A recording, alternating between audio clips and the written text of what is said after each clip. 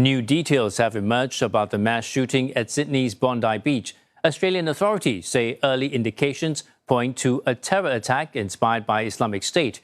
Police say the assault targeted a Hanukkah event carried out by a father and son, leaving 15 people dead.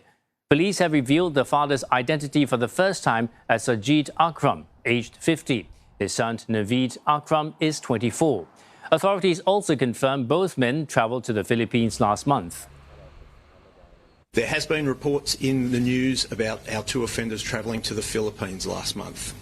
I can confirm that they did travel to the Philippines.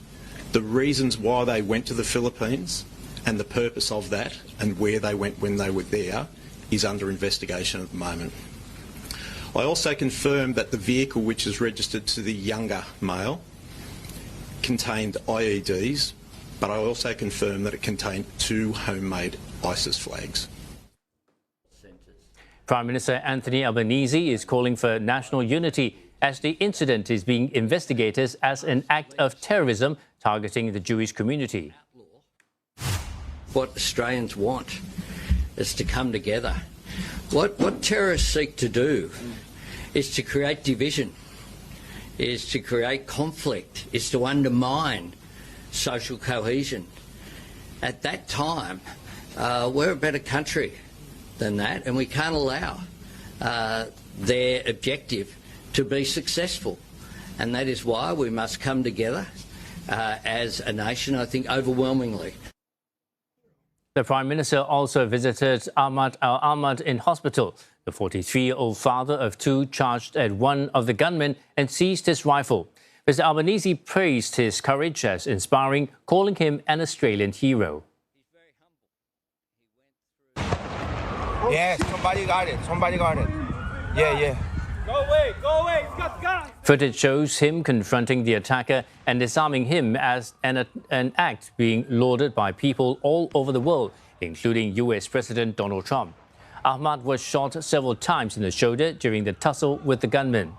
New social media footage has also surfaced showing a couple attempting to stop the gunman early in the attack. Dashcam video shows them confronting Sajid Akram near a footbridge. Drone footage later confirmed both were killed at the scene.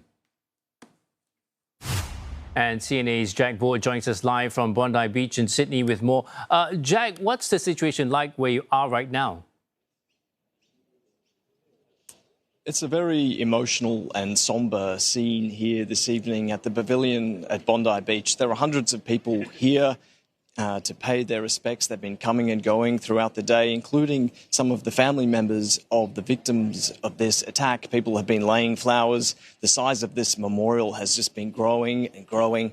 We have people who are lighting candles, people praying, singing songs, standing silently. We've also had people, including religious leaders, addressing the crowd, people listening to their messages of unity, clapping as people making their addresses. Overall, it's just been a communal and a collective outpouring of grief for what occurred here on Sunday evening. This is such an iconic place. The beach is central to the psyche of Australians. It is a very cool day. The surf is rough, but normally at this time of year, there'll be thousands of people enjoying their summer evening. They'll be, walking along the promenades, which are now taped up and restricted by police. So instead of, this normal type activity that people would be enjoying as the year winds down, there's sadness and shock. And later this evening, there will be candles lit for the 3rd day of Hanukkah.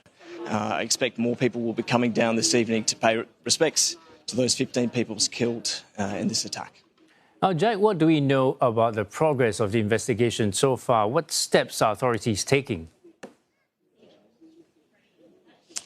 Certainly the motivations of the investigation seem to be squarely on why this attack occurred and the types of connections and networks linked to the 2 individuals involved.